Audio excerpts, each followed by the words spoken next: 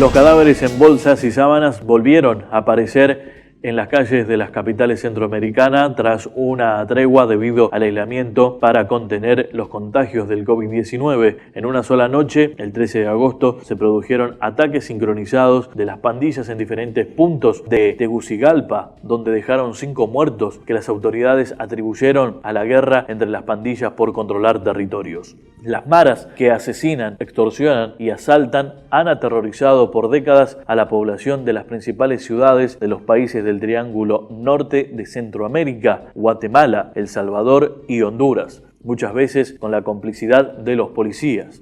A mediados de marzo comenzó a notarse un declive de las operaciones de las bandas criminales en los 3 países cuando los gobiernos ordenaron el confinamiento de la población para disminuir la expansión de la pandemia que entonces asomaba en América Central. Pero tras algunas semanas de baja, la criminalidad volvió a desenfrenarse, especialmente en Guatemala y Honduras, con ataques de las pandillas mientras persiste el aislamiento con tibias medidas de reapertura en la economía. En lo que va del año, Honduras ha registrado 24 homicidios múltiples en los que más de 80 personas han perdido la vida, precisó la directora del Observatorio de la Violencia de la Universidad Nacional, Migdonia Ayestas. Guatemala mantiene cifras parecidas a las de Honduras, con 1.909 homicidios de enero a julio del 2020, mientras en 2019 llegaron a 2.805, con una población de más de 17 millones de habitantes. A diferencia de Honduras y Guatemala, El Salvador no ha tenido un repunte en la violencia criminal. Con 6.6 millones de habitantes, logró disminuir los homicidios de 1.729 de enero a julio del 2019 a 692 en el mismo periodo del 2020, sin percibir un incremento en el periodo de apertura. El Salvador salió de la lista de países más violentos del mundo. Nos hemos convertido en un referente en materia de seguridad en la región, destacó en Twitter el ministro de Justicia y Seguridad Pública, Rogelio Rivas. El 1 de junio de 2019, según esa cartera, Bukele recibió el país con un promedio de 9 a 10 homicidios por día, pero al final de ese año la cifra cayó a 4.7 muertes violentas diarias. El Salvador pasó 52 homicidios por cada 100.000 habitantes en 2018 a 36 por 100.000 en 2019. Rivas atribuye la baja al plan de control territorial que impulsa el gobierno salvadoreño. El plan incluye control de las cárceles, cortar la comunicación al exterior de los cabecillas de pandillas, aumento de la operatividad de la Policía Nacional Civil con el apoyo del Ejército y el combate de las extorsiones.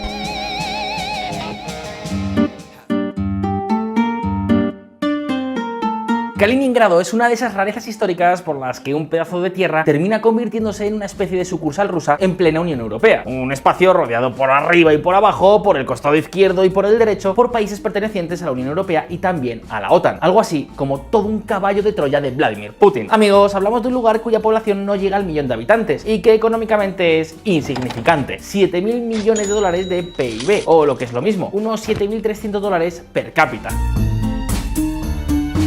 Además de ser la tierra que vio nacer al filósofo Immanuel Kant, este lugar, situado a casi 400 kilómetros de distancia en línea recta de la Gran Rusia, es poco más que una base militar gigante. A día de hoy su valor como enclave comercial, financiero o industrial es prácticamente insignificante. A pesar de estar situado en el centro de Europa, si el Oblast de Kaliningrado fuese un país independiente, sería más pobre que países como Perú o Gabón. Para que os hagáis una idea, su PIB per cápita es menos de la mitad que el de su vecino Polonia, y además buena parte de su economía depende directamente de las fuerzas armadas rusas allí estacionadas. Pues bien, como os podéis imaginar, en tiempos de la Guerra Fría y el Pacto de Varsovia, pues que este enclave estuviera bajo soberanía soviética no suponía ningún problema. Sin embargo, hoy las cosas son muy diferentes. Kaliningrado se ha convertido en todo un reto para sus países vecinos, un reto político y sobre todo militar. El nombre que conocemos hoy, Kaliningrado. ¿Y qué creéis que pasó tras la anexión rusa? Pues amigos, que los alemanes residentes en Kaliningrado fueron expulsados forzosamente de la región entre los años 1947 y 1948, y entonces el Oblast fue colonizado con familias soviéticas de zonas destruidas por la guerra y por un montón de militares, muchos militares. Sí, así se las gastaba Joseph Stalin. El caso es que así es como Kaliningrado se convirtió básicamente en lo que es hoy en día, una enorme base militar anfibia, naval, aérea y terrestre. Una base que vio incrementada su importancia estratégica con el fin de la era soviética y la caída del bloque del Este. Desde entonces se ha convertido en todo un bastión ruso en pleno corazón de la OTAN. Un ejército ruso en plena Unión Europea. Atentos a estos datos: cerca de 20.000 soldados estacionados y 58 unidades navales, entre las que podemos encontrar destructores, fragatas, lanzamisiles, submarinos, torpederos y buques de asalto, más de 800 tanques y 1.200 vehículos blindados, 345 sistemas de artillería de calibre superior a 100 milímetros y casi 200 aviones y helicópteros. Amigos, estos son tan solo algunos de los detalles que se conocen del despliegue ruso en esta especie de macrobase militar. Y ojo, porque en realidad el inventario podría ser muy superior. Y es que tras las revueltas del Euromaidán en Ucrania y la anexión de Crimea, la tensión entre Europa y Rusia se disparó, lo que condujo a que en 2014 estallara una especie de escalada armamentística que llega hasta nuestros días y que ha dejado noticias como estas. Trump confirma que más tropas americanas serán enviadas a Polonia. La presencia de tropas de Estados Unidos en Polonia se incrementará en 1.000 soldados, sumándose a los 4.500 soldados que rotan por el país. El contingente podría ser incrementado moviendo soldados actualmente estacionados en Alemania. Rusia forma una nueva división y despliega más barcos y aviones en Kaliningrado. Tanques y tropas estadounidenses se dirigen a Lituania para un despliegue de largo plazo. Ya lo veis, las relaciones diplomáticas entre Occidente y Rusia están más frías que nunca. Pero atentos sobre todo a este titular.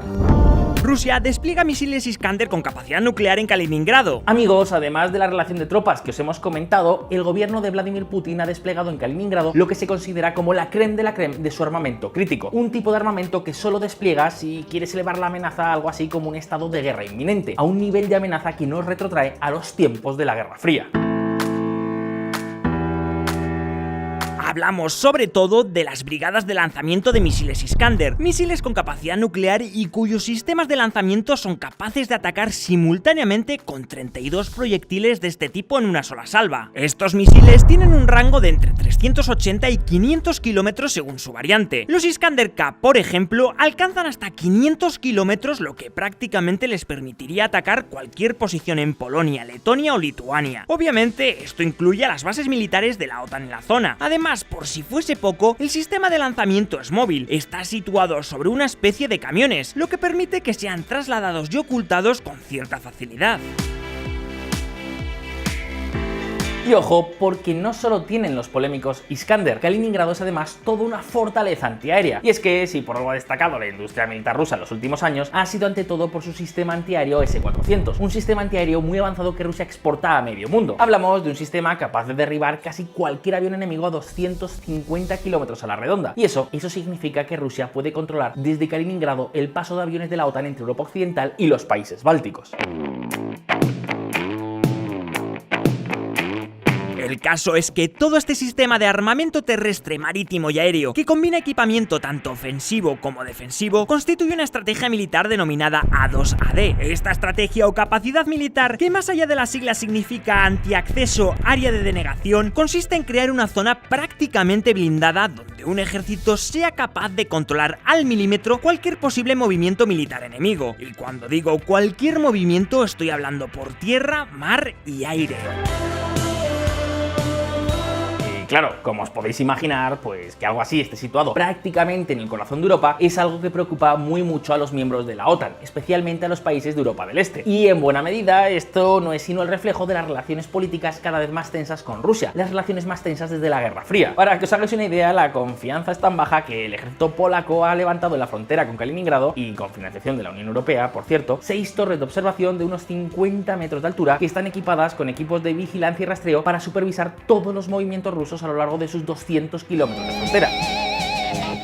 Uno de los más grandes intelectuales contemporáneos de India, Brahma Chelaney, advierte sobre el peligro que está cobrando el expansionismo del régimen chino y el peligro que implica no solo para su zona de influencia, sino para el resto del mundo. El impulso expansionista de China, desde los mares del este y el sur de China hasta el Himalaya y Asia Central, está haciendo que Asia sea más volátil e inestable. Junto con la propagación del nuevo coronavirus originario de Wuhan, esto también ha dado lugar a un creciente sentimiento anti-China. Chelaney señaló además que la reciente agresión del régimen a India recordó la incursión china en Vietnam a finales de los 70, de la cual salió perdedora. La reciente agresión fronteriza de China contra la India encaja con una estrategia más amplia de engrandecimiento territorial que ha seguido en el periodo transcurrido desde la desastrosa invasión de Vietnam en 1979. La agresión de China en la región de Ladakh, en el norte de la India, un territorio a gran altitud, en gran parte budista, donde el Ejército Popular de Liberación ha ocupado varios puntos estratégicos, difiere de sus anteriores tomas territoriales desde la década de 1980 en un aspecto clave. China fue más allá de su práctica habitual de ocupar espacios fronterizos vacíos al arrebatar territorios justo debajo de las narices de otros países, describió Chelaney. El intelectual indio también narró la estrategia que está utilizando Beijing en el Mar del Sur, donde disputa aguas con sus vecinos de Malasia, Taiwán, Vietnam, Filipinas, Brunei e Indonesia.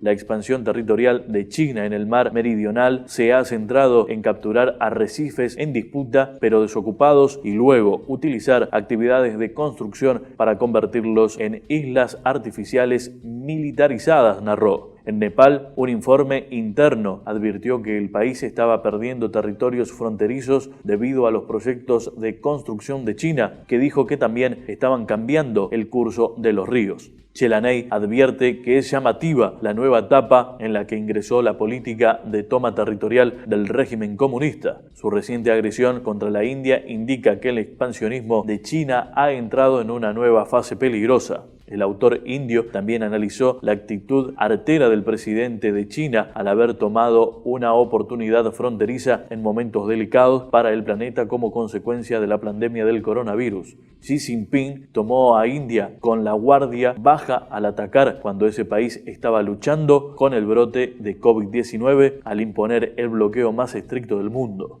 China invadió áreas de Ladakh ubicadas incluso más allá de sus propias líneas de reclamo dibujadas artificialmente que publicó en el pasado.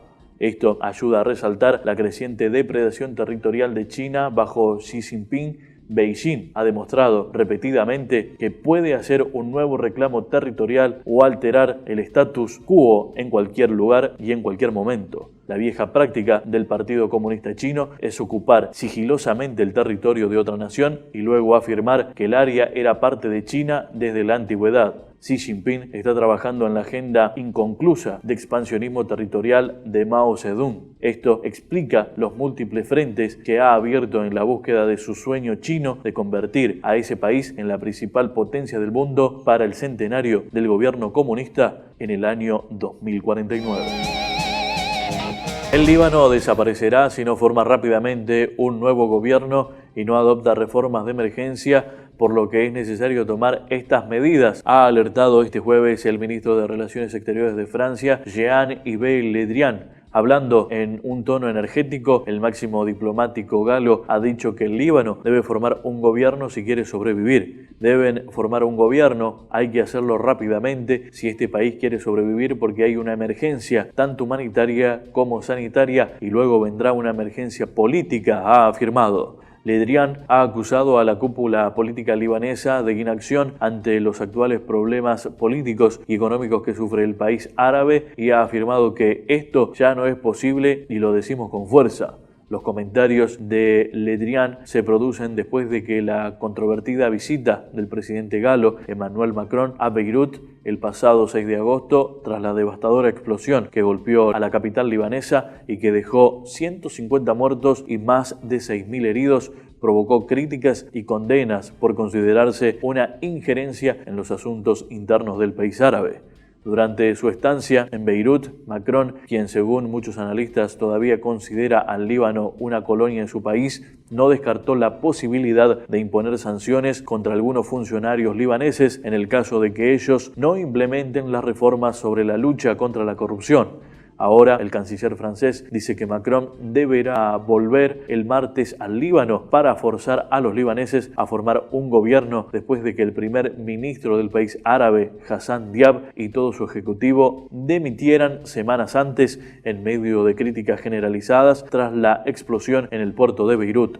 Antes de su segunda visita en un mes a Beirut, Macron ha enviado una hoja de ruta a los políticos libaneses en la que ordena detalladamente a las autoridades de este país realizar reformas políticas y financieras y formar gobierno, etc. Según analistas políticos, esta hoja de ruta podría profundizar el papel de Francia en el Líbano, una antigua colonia francesa. All that I see in your eyes is true. Primero decir que esas personas fueron capturadas a la salida del incendio de un templo de cristianos que usted dice representar en su zona. Cristianos que no tienen la suerte suya de no haber sido nunca atacados por un encapuchado ni con una antorcha, ni de haberlos rociado con benzina. Es una vergüenza lo que usted acaba de decir. Ojalá se vaya a Venezuela a defender a Maduro.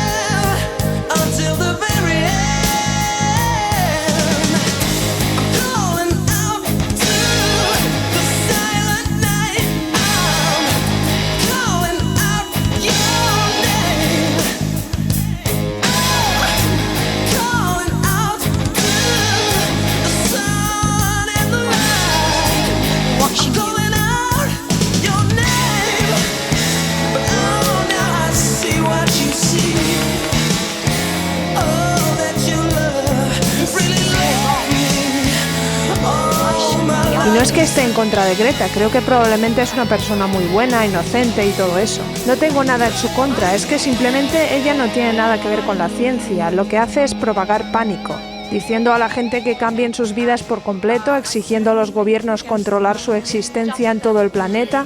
Creo que todo eso no tiene nada que ver con la ciencia ni el escepticismo, y es lo peor de toda esta situación.